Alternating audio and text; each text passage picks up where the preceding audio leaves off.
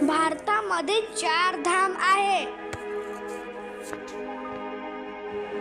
बद्रीनाथ, द्वारका, रामेश्वरम आणि पुरी. पण आज आपण जगन्नाथपुरीच्या बारेमध्ये बोलू. जगन्नाथपुरी हे रहस्याने घेरले आहे. एकदा एक राजा राहत होता.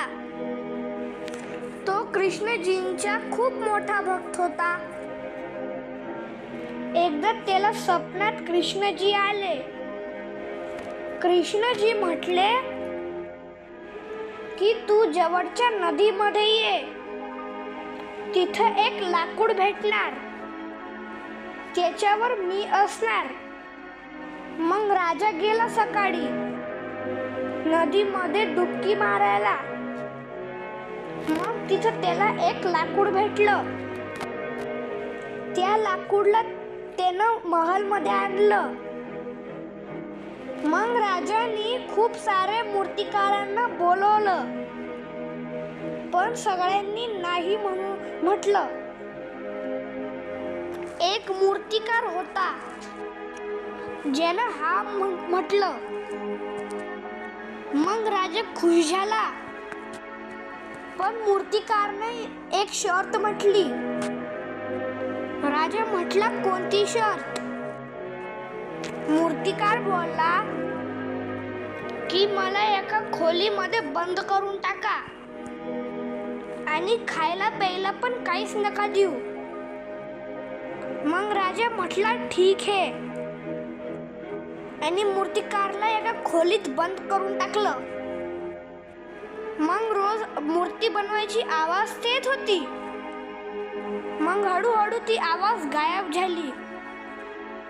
मग राणी राजाशी म्हटली की खोलीचा दरवाजा उघडा, तो बिचारा मूर्तिकार मरून गेला असेल.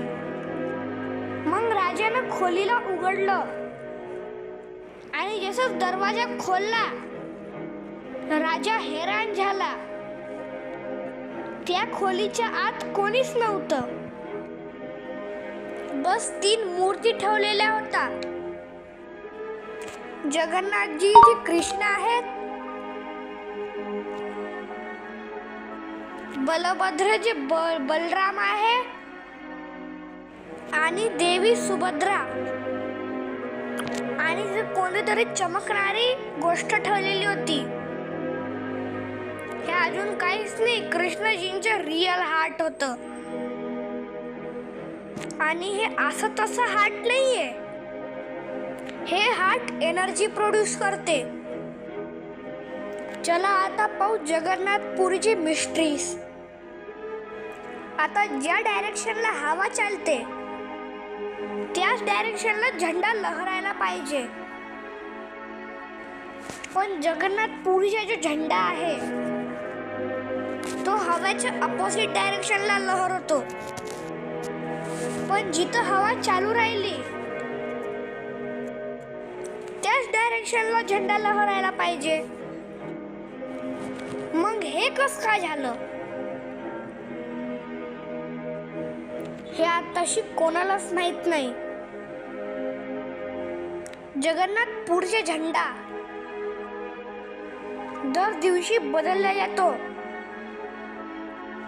आणि एकही दिवस झेंडा बदलला नाही. मग मंदिर 18 वर्षासाठी बंद. काय तुम्हाला 56 भोग माहिती आहे? याच्यात 5 मिट्टीचे बर्तन ठेवलेले असतात, एकावर एक, आणि या सगळ्या मटक्यांच्या आत जेवण असते जे या स्टाईलने पकवतात. तुम्हाला वाटत असेल पहिले खालचं पकते, मग त्याच्या वरचं पकते, मग त्या वरचं पकते, मग त्या वरचं पकते, आणि मग लास्टमध्ये सर्वात वरचं पकते. पण जगन्नाथपुरीमध्ये सायन्स चालतच नाही. इथं सायन्सचे उलट होणार. पहिले सगळ्यात वरचं पकते, मग त्याच्या खालचं पकते, मग त्याच्या खालचं पकते, मग त्याच्या खालच्या पकते आणि मग लास्टमध्ये जो आहे तो पकतो. मग हे सायंटिस्टला पण नाही कळलं की हे कसं काय होते, म्हणून हे पण एक मिस्ट्री आहे. दर 12 वर्षानंतर एक यात्रा निघते, त्याच्यात मूर्ती बदलल्या जातात. या दिवशी पूर्ण शहराची लाईट बंद करून टाकतात आणि मग पुजारी लोक डोळ्यामध्ये कपडा बांधून आणि हातामध्ये ग्लव्स घालून जुन्या मूर्तीमधून हात काढून नवीन मूर्तीमध्ये टाकतात. म्हणतात की ते हात कोणी पण पाहिलं मग त्याच वेळेत त्याची मृत्यू होऊन जाईल, म्हणून कोणी पण त्या हातला बघण्याची हिम्मत नाही करत. जगन्नाथजी वर्षामध्ये 15 दिवस साठी ताप येतो, त्यावेळेस मूर्ती एकदमच गरम होऊन जाते. चटके येतात मूर्तीमधून. जगन्नाथपुरीच्या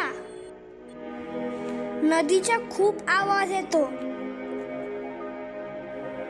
पण जसंच मंदिराच्या आत जाणार तसंच समुद्राचा आवाज येणं बंद होऊन जाणार. जगन्नाथपुरीच्या मंदिर मध्ये रात्रीच्या वेळेस कोणीच जात नाही. कोणी पण रात्रीला गेलं मग त्याची त्याच वेळेस मृत्यू होऊन जाणार, कारण की जगन्नाथजी, बलभद्र आणि देवी सुभद्रा हे त्यांचा विश्राम करण्याचा टाइम असतो, म्हणून रात्री जगन्नाथपुरीच्या आत कोणीच जात नाही. तुम्ही पाहिलं असेल कोणत्याही बिल्डिंग नाही तर मग मंदिरच्या वरती पक्ष नाही तर मग कबूतर असता, पण या मासूम पक्ष्यांना काय माहित जगन्नाथपुरीच्या वरती उडायचे नाही. तुम्हाला तर दर बिल्डिंग मध्ये पक्षी दिसत असणार, पण जेव्हा तुम्ही जगन्नाथपुरी गेलात तेव्हा पहा एक पण पक्षी नाही उडत जगन्नाथपुरी वरती. आता हे जे गोल आकार जे आहे जे जगन्नाथपुरीच्या वरती असते, याला तुम्ही कोणत्याही साइड मधून पहा हे फ्रंट साइडच दिसेल. कोणत्याही जागेवरून पहा तरी ते तुम्हाला सेमच दिसेल. तसं तुम्हाला ही व्हिडिओ कशी वाटली कमेंट वरती सांगा आणि आपल्या व्हिडिओला लाईक आणि सबस्क्राईब करा, कारण की अशी व्हिडिओ बनवायला खूप मेहनत लागते.